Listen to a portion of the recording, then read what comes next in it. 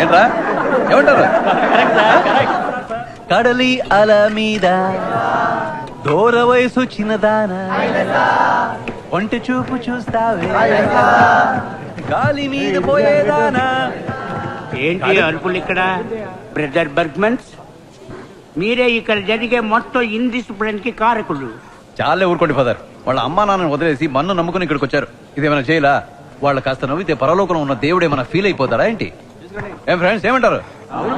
కడలి అల మీద దూర వయసు చిన్నదానా ఒంటి చూపు చూస్తావే గాలి మీద పోయేదానా. ప్రార్థన చేయలేదు.